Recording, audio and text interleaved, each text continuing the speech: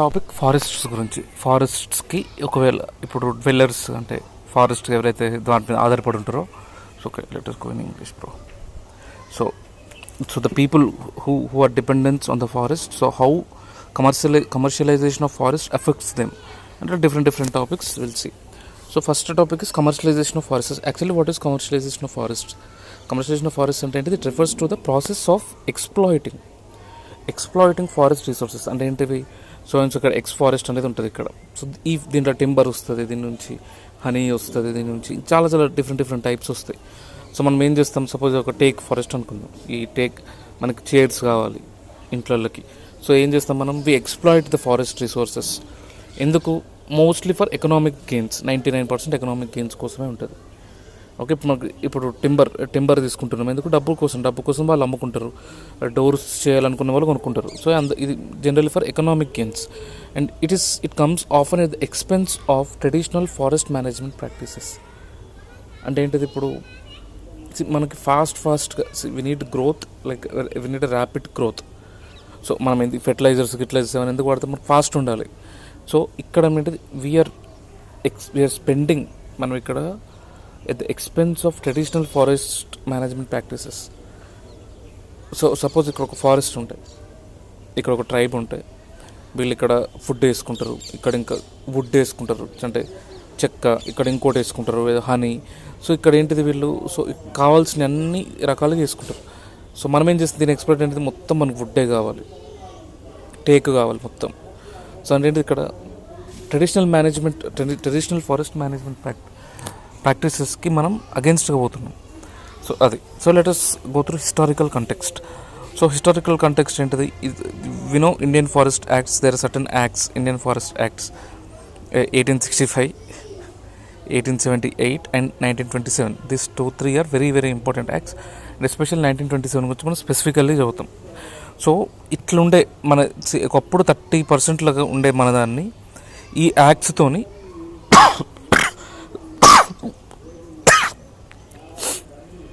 19%కి పడిస్తుండ్రు. ఈ 1927-28 టైంలో there was only 19% forest. ఎందుకు? ఫారెస్ట్ ఎక్స్ప్లాయిటేషన్ అనేది అవుతుంది. సో ఈ years very important. So that first is 1865 and తర్వాత later amendments are 1878 and 1927. This 3 are very important acts. So history అంటే colonial time నుంచే మనం ది స్టార్టెడ్. ఎందుకు? వాళ్ళకి టింబర్ కావాలి రైల్వేస్కి. So control for commercial exploitation. So ఇక్కడ ఏం స్టార్ట్ అయిందంటే they brought vast tracts of forest under state control. So state control కింద దే బ్రాట్ వాస్ట్ పెద్ద ల్యాండ్స్ అన్ని తీసుకొచ్చిండ్రు under state control. Okay, and started exploiting and generally for commercial exploitation. And domestic అంత ఏముంటుంది, మా అయితే ఒక ఇంటికి ఒక చెక్క వాడతారు అంతే. సో టింబర్ ఎక్స్ట్రాక్ట్ చేసిండ్రు రైల్వేస్కి. పోస్ట్ ఇండిపెండెన్స్ తర్వాత కూడా ఇవే లాస్ మనకి కంటిన్యూ అవుతూ వచ్చినాయి అంటిల్ 1980లో ఫారెస్ట్ యాక్ట్ వస్తుంది. ఆ తర్వాత 2006లో ఫారెస్ట్ రైట్స్ యాక్ట్స్ అనేది వస్తుంది. Okay, so next. So okay, forest commercialisation చేస్తున్నారు. Okay, good. ఎందుకు చేస్తున్నారు అసలు రీజన్స్ ఏంటి? ఫారెస్ట్ కమర్షియల్ ఫారెస్ట్ని ఒక కమర్షియలైజేషన్ ఆస్పెక్ట్ ఎందుకు చేస్తున్నారు? The first and foremost and very important is industrial demand. So industries needs forest. So suppose ఏదైనా చెక్కకు సంబంధించింది అనుకుందాం, ఖచ్చితంగా టింబర్ కావాలి, పల్ప్ కావాలి, అంటే చాలా ఉంటాయి. ఇంకా ఫారెస్ట్ నుంచి రా మెటీరియల్స్ చాలా ఉంటాయి. So there are 2 things. ఒకటి సస్టైనబుల్ మేనేజ్మెంట్. అంటే ఏంటిది, మనం ఫారెస్ట్ ఉండంగానే దీన్నే మేనేజ్ చేసుకుంటూ ఉండొచ్చు, లేకపోతే దీన్ని మొత్తం కంప్లీట్ చేసేసి ఇంకో దానికి పోవచ్చు. సో జనరల్లీ మనం ఎట్లా ఫాలో అవుతాం, ఒకటి మొత్తం ఊడ్చి పారేసి నెక్స్ట్ దానికి పోతాం మనం. ఓకే, సో ఇండస్ట్రియల్ డిమాండ్ అంటే రా మెటీరియల్స్ కావాలి, టింబర్ కావాలి, అది కావాలి, ఇది కావాలి. సో రా మెటీరియల్స్ కోసం జనరల్లీ మనం ఫారెస్ట్ని కమర్షియలైజ్ చేస్తాం. And second is obviously economic development. So నువ్వు గ్రోత్ కావాలి. సపోజ్ ఇక్కడ సో ఫారెస్ట్ ఉంది, నీకు the very famous example recent Dammagudem forest in Vikarabad. ఇక్కడ నీకేంటి, అక్కడ నీకు డెవలప్మెంట్ కావాలి, ఎకనామిక్ డెవలప్మెంట్, యువర్ గోయింగ్ నీకు సైంటిఫికల్గా అట్ స్పేస్ డెవలప్మెంట్ ఇవన్నీ అవుతుంటాయి. సో అక్కడ ఏం చేసిండ్రు, ఆ ఫారెస్ట్ని VLF station, very low frequency station కింద మార్చేసిండ్రు. So there so many examples. అక్కడ లాగింగ్ జరుగుతాయి వేరే అడవులలో, అంటే చెక్కలు కొట్టేస్తారు, మైనింగ్ జరుగుతుంది చాలా వరకు అడవులలో. సో ఇది ఎకనామిక్ డెవలప్మెంట్స్ కోసం ఇంకా చాలా ఉంటాయి examples we can write as many as possible. And agricultural expansion, ఇక్కడ ఫారెస్ట్ ఉంటుంది, ఇది మొత్తం సాఫ్ చేసి అక్కడ అగ్రికల్చర్ చేస్తారు. సో ఇంత ఫారెస్ట్ ఉంటే మళ్ళీ సాఫ్ చేసుకుంటూ అగ్రికల్చర్, సాఫ్ చేసుకుంటూ అగ్రికల్చర్, సాఫ్ చేసుకుంటూ అగ్రికల్చర్. సో అట్లా షిఫ్టింగ్ అగ్రికల్చర్ చేస్తూనే ఉంటారు అట్లా. సో దానివల్ల కూడా మనకి ఫారెస్ట్ అనేవి తగ్గిపోతున్నాయి. ఇంకోటి ఇన్ఫ్రాస్ట్రక్చర్ వేయాలి. సపోజ్ ఒక రోడ్డు నుంచి వెళ్ళాలి మనం, ఆ రోడ్ మధ్యలో ఫారెస్ట్ వస్తుంది, ఆబ్వియస్లీ తీసేస్తారు. డ్యామ్స్ కోసం ఫారెస్ట్ కట్ చేస్తారు. అర్బన్ ఎక్స్పాన్షన్ కోసం. ఇప్పుడు ఒకప్పుడు హైదరాబాద్ ఎట్లా ఉంటే ఫుల్ ఆఫ్ ఫారెస్ట్, ఫుల్ అంటే అట్లీస్ట్ ఒక సర్టన్ % ఆఫ్ ఫారెస్ట్ ఉంటాయి కంపారిటివ్లీ. బట్ ఇప్పుడు లేదు, ఎందుకు అక్కడ అర్బన్ ఎక్స్పాండ్ అవుతుంది. Okay, so those are the reasons. And next export oriented policies and we are exporting. మన కోసమే కాకుండా ఇప్పుడు షెల్లాక్ అనే వుడ్ని, టీక్ వుడ్ని అంటే టేకుని we're exporting them. And obviously private వాళ్ళు ఎప్పుడు ఉంటూనే ఉంటారు. ఓకే, అండ్ దెన్ సరే మనం చేస్తున్నాం. Then what are these impacts, అసలు దీనివల్ల మనకి ఏం ఇంపాక్ట్స్ కావచ్చు ఎన్విరాన్మెంట్ మీద అండ్ హ్యూమన్ వెల్బీయింగ్ మీద. సో ఖచ్చితంగా ఎన్విరాన్మెంట్ ఫారెస్ట్ వల్ల చాలా దెబ్బతింటుంది. So we can go from basics like forest తగ్గితే ఆబ్వియస్లీ కార్బన్ ఏదైతే ఇది కార్బన్ ఇంటేక్ ఉంటుందో అది కూడా తగ్గుతుంది ఫారెస్ట్ వల్ల. So carbon is in the air. So దానివల్ల గ్రీన్ హౌస్ గ్యాసెస్ పెరుగుతాయి, టెంపరేచర్స్ పెరుగుతాయి. టెంపరేచర్ వల్ల క్లైమేట్ చేంజ్ వస్తుంది, ప్రెసిపిటేషన్ ప్యాటర్న్ చేంజ్ అవుతాయి. సాయిల్ డిఫారెస్టేషన్ వల్ల సాయిల్ ఫెర్టిలిటీ పోతుంది. చాలా can write in number. Biodiversity loss అవుతుంది, అక్కడ ఉన్న జంతువులు అంతరించిపోతాయి. Recent best example is Wayanad land slide. Okay, next ఈ రీసెంట్ టైమ్స్లో కమర్షియల్ ప్లాంటేషన్స్ అనేది చాలా ఎక్కువ అవుతుంది. లైక్ ఇప్పుడు మనం కాఫీ తీసుకున్న, ఏదైనా ఎనీథింగ్, కాఫీ కానీ టీ కానీ, ఇవన్నీ కమర్షియల్ ప్లాంటేషన్స్ కిందకి వస్తాయి. సో ఇవేంటివి, నేటివ్ ఫారెస్ట్ని వద్దనుకోండి. Suppose the very recent example is కర్ణాటకలో మొత్తం యూకోలిప్టస్ ప్లాంటేషన్స్ పెడుతున్నారు. నేటివ్ ఫారెస్ట్ని తీసేసి వాటి ప్లేస్లో యూకోలిప్టస్ ప్లాంటేషన్స్ పెడుతున్నారు. సో దానివల్ల ఏమవుతుంది, గ్రౌండ్ లెవెల్ వాటర్స్ అనేవి తగ్గిపోతున్నాయి కర్ణాటక. చాలా వరకు గ్రౌండ్ వాటర్ అనేవి తగ్గిపోయినాయి Karnataka because of this commercial plantations. Okay, and next మనకి క్లైమేట్ చేంజ్ తెలిసిందే, గ్రీన్ హౌస్ గ్యాసెస్ పెరుగుతాయి. కమర్షియల్ ప్లాంటేషన్, వెస్టర్న్ ఘాట్స్లో కూడా కమర్షియల్ ప్లాంటేషన్స్ చాలా అవుతున్నాయి. అండ్ ఇంకా చాలా. అండ్ మోస్ట్ ఇంపార్టెంట్ ఇస్ అక్కడున్న హ్యూమన్ వెల్బీయింగ్ దెబ్బతింటుంది. అంటే అక్కడ ఎవరైతే ఇండిజినస్ కమ్యూనిటీస్ ఉంటారో వాళ్ళు అక్కడి నుంచి వెళ్ళిపోవాల్సి వస్తుంది, వాళ్ళ లైవ్లీహుడ్ పోతుంది, వాళ్ళ కల్చర్ దెబ్బతింటుంది. చాలా ఉంటాయి ఇంకా వాళ్ళకి related. So once they are being displaced from their place, అక్కడ ఉన్న వాళ్ళ కనెక్షన్ పోతుంది, వాళ్ళ కల్చర్ దెబ్బతింటుంది. అండ్ చాలా అవుతాయి అట్లాంటివి. ఓకే, వాళ్ళ లైవ్లీహుడ్ పోతుంది. And they are like indigenous people, they can't live, వాళ్ళ బాడీ సహకరించదు బయట బతకడానికి. అండ్ దేర్ మెంటల్ స్టేటస్ కూడా సహకరించదు. There is very shy people. Okay, and next traditional knowledge అనేది అవుతుంది వాళ్ళకంటూ. ఒక ప్రపంచంలో మన India is very rich in traditional knowledge of Ayurveda కానీ ఏదైనా. సో ఎప్పుడైతే మనం we start exploiting forest and the people, when we're disconnecting the people from them, obviously అక్కడ ట్రెడిషనల్ నాలెడ్జ్ అనేది లూజ్ అయిపోతుంటుంది. The best example is recent loss of sacred groves in Odisha. Okay, సరే మరి government ఏం policies చేస్తుంది, just అట్లా క్లుప్తంగా చూద్దాం గవర్నమెంట్ పాలసీస్ని. 1927 policy which tends to centralise the control over forests and strict punishments అవి ఉంటాయి. 1980 కొంచెం మోడరేట్గా ట్రై చేసింది, which is forest conservation act 1980. Okay, ఇదేం చేసింది, ఇట్ రెగ్యులేషన్ అనేది స్టార్ట్ చేసింది. సపోజ్ ఇక్కడ ఒక ఫారెస్ట్ ఉంది, సో దీన్ని డైవర్ట్ చేయాలి మనం, దేనికి ఇండస్ట్రియల్ ల్యాండ్కి డైవర్ట్ చేయాలి. So government will take care. So కానీ ఇక్కడ బ్యూరోక్రసీ లెవెల్స్లో దే ఆర్ కొన్ని హిండరెన్సెస్ అనేవి ఉన్నవి. ఓకే, సపోజ్ ఛత్తీస్గఢ్లో దే లైక్ లార్జ్ ఫారెస్ట్ ల్యాండ్స్కి పర్మిషన్ ఇచ్చారు మైనింగ్ కోసం. సో అట్లా. సో ఎఫెక్టివ్ ఇంప్లిమెంటేషన్ అనేది 1980 దాంట్లో లేదు. ఓకే, అండ్ తర్వాత 2006 ఫారెస్ట్ రైట్స్ యాక్ట్ వస్తుంది. ఇది దాని నుంచి తర్వాత చదవచ్చు. And there is some other programme called CAMPA అంటే కంపన్సేషన్ అఫారెస్ట్రేషన్ ఫండ్. సిఏ అంటే compensation afforestation fund and management practices and management and planning authority. పేర్లోనే ఉంది, ఒక కంపెన్సేటరీ అఫారెస్ట్రేషన్ చేయాలి వేరే దగ్గర క్యాంపా కింద. బట్ వీళ్ళు ఏం చేస్తారు, వీళ్ళకి లాభపడే ఒక మోనోకల్చరల్ ప్లాంటేషన్స్ పెడతారు. అంటే ఏంటివి, లైక్ కాఫీ, లైక్ టీ అట్లాంటివి. అట్లాంటివి పెడితే వీళ్ళకి లాభం ఉంటుంది అన్నమాట. అండ్ ఇంకొకటి, మనం ఎంత ఫారెస్ట్ని వేరే దగ్గర పెట్టినా కూడా, లైక్ ఇఫ్ యూఆర్ ఇక్కడ నువ్వు ఒక 1 acre తీసుకొని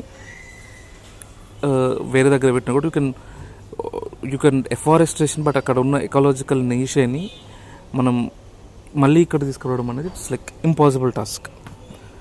okay, next joint forest management అనే థింగ్ ఉంది.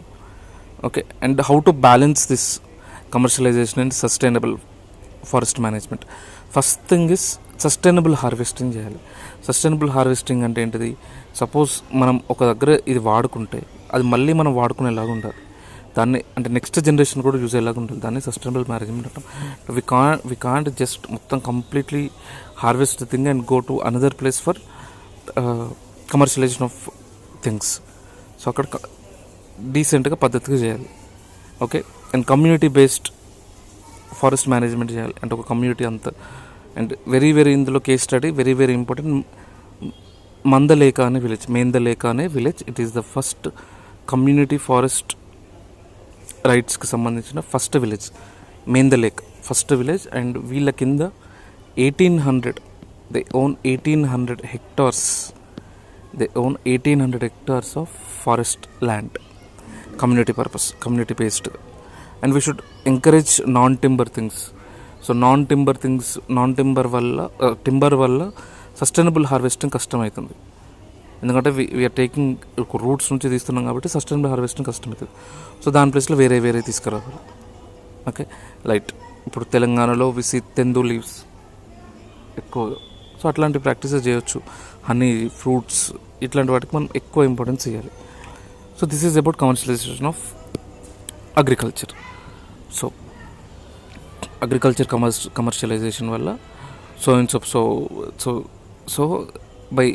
దో we are the agricultural for the forest cover is increasing, we still lag behind many things like proper ఒక lack of things అవన్నీ ఉంటాయి. Okay, next the relationship between forest acts and forest dwellers. So ఈ dwellers మీద ఈ forest acts ఎట్లా ప్రభావం చూపెట్టినాయి? So in India the relationship between forest acts and forest dwellers is complex and often contentious అంటే నువ్వానైనా. So in India the relationship between forest acts and forest dwellers is complex and often contentious, and let us see what acts have done to dwellers. So let us take the example of Indian Forest Act 1927. So దీని objective ఏంటిది? The main objective was to centralize control over forest resources and regulate their use. And ఇక్కడ నుంచి commercial exploitation start అయింది. So దీనివల్ల forest develops మీద ఏం పడ్డది? It disregarded or it did not acknowledge the rights of local communities. అంటే local communities ఉన్న వాళ్ళకి ఏవైతే రైట్స్ ఉంటాయో ఫారెస్ట్ మీద వాటిని గుర్తించలేదు. ఇన్ఫ్యాక్ట్ ఇట్స్ డిస్రిగార్డ్, అంటే వాళ్ళకున్న రైట్స్ తీసేసుకుంది. It also imposed strict restrictions like criminalisation. అంటే ఇప్పుడు సపోజ్ వాళ్ళు ఒక టైప్ ఆఫ్ లివింగ్కి అలవాటు పడిపోయినారు వాళ్ళు. సో ఒక్కొక్కసారి వాళ్ళు ఫారెస్ట్ నరికేస్తారు బికాస్ వాళ్ళు ట్రైబ్ పీపుల్. ఓకే, సో వాళ్ళ మీద క్రిమినల్ కేసెస్ పెట్టడం ఫర్ షిఫ్టింగ్ కల్టివేషన్ ఇట్లాంటిది. That shifting cultivation is that's integral part of their livelihood. వాళ్ళ లైఫ్ అంతే, వాళ్ళ లైఫ్ అదొక part of their life. Okay, next again 1980. దో 1980 మంచి చేద్దామని ట్రై చేసిన. So it wanted to prevent deforestation and regulate the diversion of forest land for non forest purposes. But the impact was not the same. Impact మాత్రం అంత impact చూపేయలేకపోయింది. The restrictive measures often excluded local కమ్యూనిటీస్ని decision making process నుంచి exclude చేసింది. And industrial project, major పెద్ద industrial ప్రాజెక్ట్స్కి okay చెప్పింది forest conservation act 1980. So దానివల్ల వాళ్ళ రైట్స్ అనేవి దెబ్బతిన్నాయి. ఓకే, అండ్ వీళ్ళ మీద ఇంకా ఎటువంటి ఇంపాక్ట్స్ పడతాయి ఫారెస్ట్ డ్వెల్లర్స్ మీద? ఒకటి, they will be evicted and they will be displaced. So అక్కడున్న వాళ్ళకు ఒక ఎమోషనల్ కనెక్ట్, వాళ్ళ ట్రెడిషన్స్, వాళ్ళ ప్రాక్టీసెస్, వాళ్ళ కల్చరల్ రూట్స్, సో అవన్నీ దెబ్బతింటాయి ఈ కొత్త యాక్ట్స్ వల్ల. ఓకే. అండ్ వాళ్ళ లైవ్లీహుడ్ పోతుంది obviously. They are dependent on forest. వాళ్ళకి తెలిసిన ఏకైక economic source is forest. So restrictions on traditional livelihoods and ఖచ్చితంగా క్రిమినల్ కేసెస్ పెడతారు, criminalization of forest dwellers for activities like hunting and survival. And వాళ్ళ cultural practices అనేది దెబ్బతింటాయి, disruption of cultural practices and limited access to resources. అంటే resources లేకపోవడం వల్ల they will be pushed into poverty. Okay. Next somehow it try to rectify these ఈ acts వల్ల జరిగిన బాధని we can again mention the Mendha Lekha village here. Okay. So scheduled tribes and other forest dwellers, ఈ act పేరు ఏం పేరు? Scheduled tribes and other traditional forest dwellers recognition of their forest rights act 2006.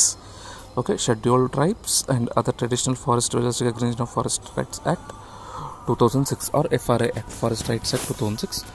దీన్ని time being మీద if you want to write, time ఉంటే you can write full or you can write just FRA. So FRA 2006 was introduced to rectify historical injustices ఏవైతే జరిగినాయో to dwellers. So దాన్ని rectify చేయడానికి ఇది introduce చేసిండ్రు. So it recognises there rights and it vest some powers, some forest rights to traditional forest dwellers. So traditional forest డ్వెల్లర్స్కి కొన్ని rights అనేది వాళ్ళు ఇస్తారు. So let us take a case study of Kantabanji forest rights case. This not simple, we have already Mendha Lekha thing. So though laws, FRA లాంటి laws have made strides in recognizing and protecting rights.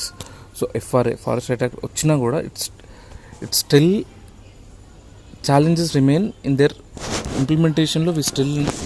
ఇప్పటికీ చాలా తక్కువ FRA villages ఉన్నాయి. 2006లో వచ్చిన తర్వాత మళ్ళీ 2011లో first FRA village వచ్చింది, అంటే community forest rights based village వచ్చింది. సో ఇంప్లిమెంటేషన్లో బ్యూరోక్రాటిక్ డిలేస్ ఇవన్నీ ఉన్నాయి and there is lack of awareness among the tribes also. So what we have to do is balancing the conservation efforts. మనం ఏదైతే conserve చేద్దాం అనుకుంటున్న forest, we have to balance that with the rights of the people there, with the forest dweller rights. That is essential for sustainable forest management and కావాల్సిన social జస్టిస్కి. Okay. So once again,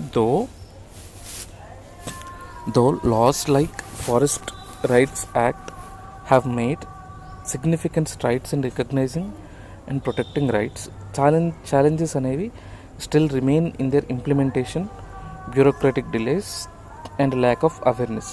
So balancing conservation efforts and forest dwellers' rights is essential for sustainable forest management.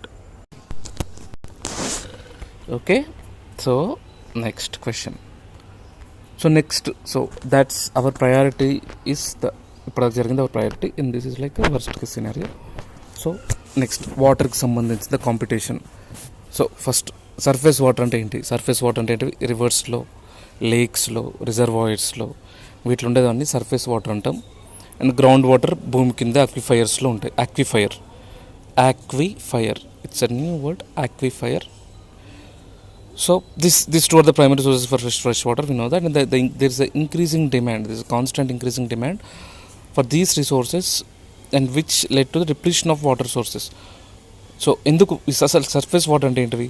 మనకు తెలుసు, రివర్స్లో, లేక్స్లో, స్ట్రీమ్స్లో, రిజర్వాయర్స్లో వీటిలో water ఉంటాయి. And it is replenished through precipitation, వర్షం వల్ల మళ్ళీ అవి రిప్లెనిష్ అవుతూ ఉంటాయి. ఓకే. అండ్ దీనివల్ల యూజెస్ ఏంటి? వీల్ డ్రింక్ అండ్ వాటర్ని కూలింగ్ పర్పసెస్కి వాడతారు. ఇండస్ట్రీస్లో కూలెంట్ లాగా వాడతారు. అండ్ ప్రాసెసింగ్కి వాటర్ని వాడతారు. And they also use for finishing ప్రాసెస్కి కూడా వాడతారు. అండ్ వాటర్ని ఎక్స్టెన్సివ్గా వాడేది పంజాబ్ అండ్ హర్యానాలో. అందుకే పంజాబ్, హర్యానాలో గ్రౌండ్ వాటర్ అనేది చాలా తగ్గిపోయింది. ఎందుకు? వాళ్ళు అక్కడ ఎక్కువ యూజ్ చేయాల్సిన దానికంటే ఎక్కువ యూజ్ చేస్తారు. Okay. And what is ground water? Ground water అంటే సేమ్, మళ్ళీ భూమి లోపల వాటర్ ఉంటాయి. It is stored beneath the earth's surface in aquifers and we can access them to bore wells, springs, etc. And ఎట్లా replenish అవుతుంది ఇవి? Infiltration of water. Surface water ఏవైతే ఉంటాయో అవి ఇన్ఫిల్ట్రేట్ అయిపోతాయి, అంటే లోపలికి వెళ్తాయి. ఓకే. ఈ డిమాండ్స్ ఎట్లా పెరుగుతున్నాయి? అర్బనైజేషన్, జనాలు పెరుగుతున్నారు, డ్రింకింగ్ వాటర్ కావాలి. పాపులేషన్ పెరుగుతున్నారు, డ్రింకింగ్ వాటర్ కావాలి. సో దీనివల్ల ఇంపాక్ట్స్ కూడా ఉంటాయి. మంచి వాటర్ దొరుకుంటే మనకి హెల్త్ ఇంపాక్ట్స్ వచ్చే ఛాన్సెస్ ఉంటాయి. ఓకే, అండ్ నెక్స్ట్ ఇండస్ట్రియల్లో వాడతారు, వాళ్ళు దాన్ని కరెక్ట్ మేనేజ్ చేయరు వాటర్ని, అండ్ పొల్యూషన్ పెరుగుతుంది. అండ్ అగ్రికల్చరల్ పరంగా చూస్తే లార్జెస్ట్ కన్జ్యూమర్ ఇస్ అగ్రికల్చర్లో ఎక్కువ వాడతారు వాటర్ని. అండ్ మనకి ఇప్పుడు ఛాలెంజెస్ ఏమున్నాయి వీటికి సంబంధించింది? First challenges is resource scarcity. భూమి మీద ఓన్లీ ఒక సర్టెన్ 2.5% మాత్రమే ఫ్రెష్ వాటర్ ఉన్నాయి. సో అట్లా మనకి రీసోర్స్ స్కేర్సిటీ అనేది వస్తుంది. So limited fresh water available ఉన్నాయి, and there is excessive ground వాటర్ని ఎక్సెస్గా మనకు కావాల్సిన దానికంటే ఎక్కువ ఎక్స్ట్రాక్ట్ చేస్తున్నాం. సో సర్ఫేస్ వాటర్ వచ్చిన తీసి గ్రౌండ్ వాటర్ రాదు. సో గ్రౌండ్ వాటర్కి టైం పడుతుంది. ఓకే, అండ్ క్లైమేట్ చేంజ్ మనకు తెలిసిందే. ఈ క్లైమేట్ చేంజ్ వల్ల హైడ్రోలాజికల్ సైకిల్స్ ఏవైతే ఉంటాయో అవి ఆల్టర్ అవుతూ ఉంటాయి. సో దానివల్ల ప్రెసిపిటేషన్ ప్యాటర్న్స్ చేంజ్ అవుతాయి, డ్రాట్స్ వస్తాయి, ఫ్లడ్స్ వస్తాయి. ఓకే, ఇవి ఛాలెంజెస్. అండ్ ఈ పొల్యూషన్ నుంచి ప్రొటెక్ట్ చేయడం, సో అది కూడా ఒక ఛాలెంజ్ మనకి మంచి వాటర్ దొరకాలంటే. Like we have to constantly upgrade చేస్తూ ఉండాలి, మెయింటైన్ చేస్తూ ఉండాలి water ఇన్ఫ్రాస్ట్రక్చర్ని to meet growing demands. Okay, and governance పరంగా కూడా we have to like coordinating management across different sectors, stake holding and different stake హోల్డర్స్కి డిఫరెంట్ నీడ్స్ ఉంటాయి. ఇప్పుడు suppose ఒక ఏరియాలు తీసుకుంటే అక్కడ ఒక ఇండస్ట్రియలిస్ట్ ఉంటాడు, ఒక ఫార్మర్ ఉంటాడు. They both are two different stake holders and they have two different uses. Okay, and Telangana stats తీసుకుంటే 0.5 to 1 మీటర్ లోతు వరకు గ్రౌండ్ వాటర్ దిగిపోయినాయి. Okay, and next strategies for sustainable water management. ఎట్లా చేయొచ్చు మరి వాటర్ మేనేజ్మెంట్? సో మనకి ఇన్ని problems ఉన్నాయి, ఇన్ఫ్రాస్ట్రక్చర్ ప్రాబ్లమ్స్ ఉన్నాయి, క్వాలిటీని మెయింటైన్ చేయలేకపోతాం, క్లైమేట్ చేంజ్ అవుతుంది, దానివల్ల water frequent floods, droughts, resource scarcity, governance చక్కగా లేదు, డిఫరెంట్ స్టేక్ హోల్డర్ కాన్ఫ్లిక్ట్స్ ఉన్నాయి. సో ఇవన్నీ కానీ మరి ఎట్లా మేనేజ్ చేయొచ్చు అంటే, so we should promote water conservation like rain water harvesting కానీ, drip irrigation, micro irrigation, hydroponics, industrial వాటర్ని ఎట్లా రీసైకిల్ చేయాలి, లేకపోతే ఒక దానికి తగ్గట్టు క్రాప్స్ని మనం పండించడం, డ్రాట్ రెసిస్టెంట్ క్రాప్స్ కానీ, లేకపోతే క్రాప్ డైవర్సిఫికేషన్ చేయడం, ఇట్లాంటివి చేయాలి sustainable water management ప్రాక్టీసెస్కి.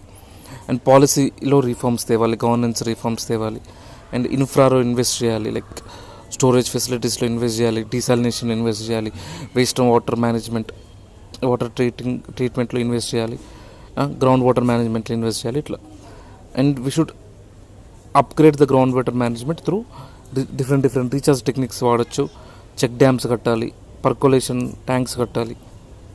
Percolation tanks, I will tell you what is percolation tank. So percolation tanks అంటే ఇక్కడ వాటర్ ఉంటాయి, ఇక్కడ అడ్డు ఉంటాయి, దాన్ని పర్కులేషన్ ట్యాంక్స్ అంటారు.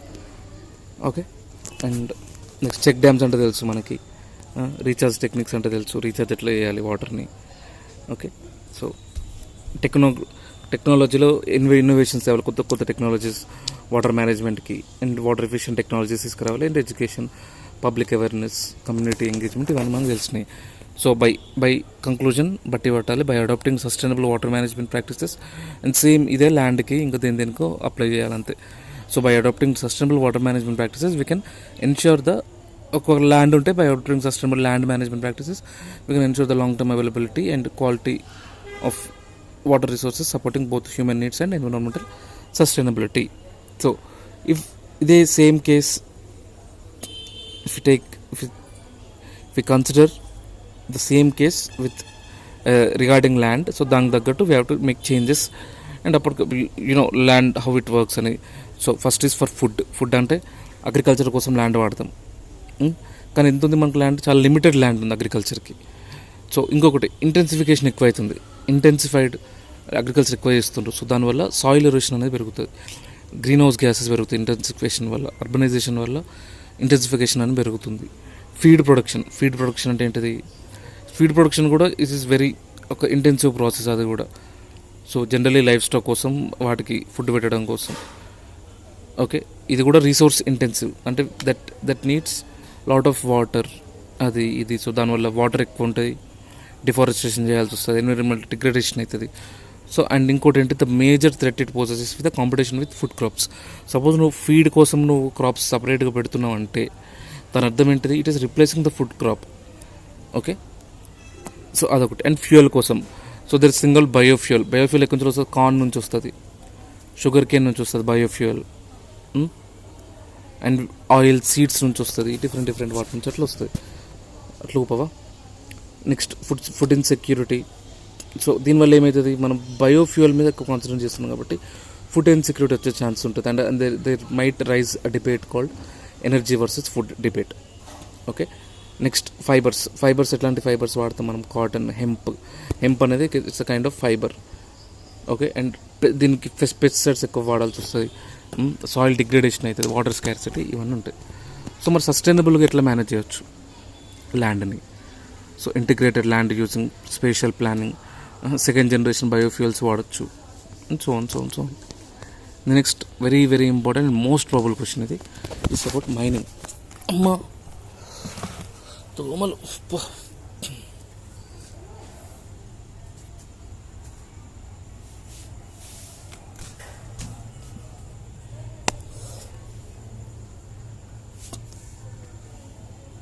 Mining.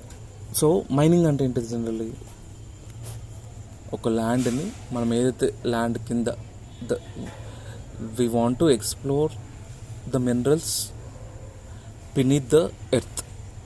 Okay, so and they provide, మనకి మైనింగ్ వల్ల they provide raw materials for various industries. So mining వల్ల we get raw materials for various industries. Okay, so నువ్వు మైనింగ్ చేస్తున్నావు, దానివల్ల ఎన్విరాన్మెంట్ మీద ఎట్లాంటి ఇంపాక్ట్ ఉంటుంది? ఫస్ట్ మైనింగ్ వల్ల ఖరాబ్ అయ్యేది ఏంటిదమ్మా? ల్యాండ్ డిగ్రేడేషన్ అనేది స్టార్ట్ అవుతుంది. First very primary impact first పడేది ల్యాండ్ మీద. ఓకే, అండ్ అక్కడ మనం మ్యాక్సిమం డిఫారెస్టేషన్ చేస్తాం. ఇంకా ఓపెన్ పిట్ మైనింగ్ అనేది కూడా ఈ మధ్య చాలా ఫేమస్ అవుతుంది. ఓపెన్ పిట్ మైనింగ్ అంటే nothing but open cast mining. Okay, and ఇంకోటి సాయిల్, అక్కడ నువ్వు మైనింగ్ చేసే దగ్గర ఆబ్వియస్లీ సాయిల్ ఎరోషన్ అవుతుంది. అండ్ ఈ మధ్య ఇంకొకటి ఏంటంటే యాసిడ్ మైన్ డ్రైనేజ్ అంటారు. యాసిడ్ మైన్స్ అంటే ఏంటివి? ఇప్పుడు ఏదైతే మైన్ నుంచి సల్ఫైడ్స్ వస్తాయో అవి ఎన్విరాన్మెంట్తో రియాక్ట్ అయ్యి సల్ఫ్యూరిక్ యాసిడ్ అనేది ఒక ఫ్లో ఉంటుంది, సల్ఫ్యూరిక్ యాసిడ్. సో దాన్ని యాసిడ్ మైన్ డ్రైన్స్ అంటారు. ఒకవేళ వాటర్లో కలిస్తే అది డేంజర్ అయిపోతుంది. Okay, the famous example is Malanjkhand copper mines in Madhya Pradesh. ఈ మలంజ్ ఖండ్ కాపర్ మైన్స్ ఏమవుతుందంటే మధ్యప్రదేశ్లో, just 5 minutes, Malanjkhand copper mines మధ్యప్రదేశ్లో ఏమవుతుందంటే సేమ్ సల్ఫైడ్ యాసిడ్ మైన్స్ అనేవి ఎక్కువ ఫేమస్ అవుతుంది, యాసిడ్ మైన్ డ్రైనేజ్ అని. ఓకే, అండ్ ఇంకోటి ఏంటంటే హెవీ మెటల్స్. ఇది కూడా very very important. Heavy metals అంటే ఏంటివి? Mercury, lead, cadmium. సో ఇట్లాంటివి వాటర్ బాడీస్కి పోయే ఛాన్సెస్ ఉంటాయి. ఓకే, ఎయిర్ పొల్యూషన్ పెరుగుతుంది మైనింగ్ వల్ల, ఫ్లై డస్ట్, ఫ్లై యాష్, దానివల్ల గ్రీన్ హౌస్ గ్యాసెస్ పెరుగుతాయి, అక్కడ ఉన్న బయోడైవర్సిటీ దెబ్బతింటుంది, హ్యాబిటాట్ డిస్ట్రక్షన్, ఇవన్నీ ఉంటుంది. సో మరి సస్టైనబుల్ మైనింగ్ ఎట్లా చేయాలి? సస్టైనబుల్ మైనింగ్ ఎట్లా చేయొచ్చు అంటే 1986 ఎన్విరాన్మెంట్ యాక్ట్ మనకి ఈఐఏని మ్యాండేటరీ చేసింది మైనింగ్కి. ఈఐఏ అంటే ఏంటిది? Environment impact assessment. ఒకప్పుడు ఈఐఏ అని చదువుతున్నాయి, ఇప్పుడు ఎన్విరాన్మెంట్ ఇంపాక్ట్ అసెస్మెంట్ అని చదవాల్సి వస్తుంది.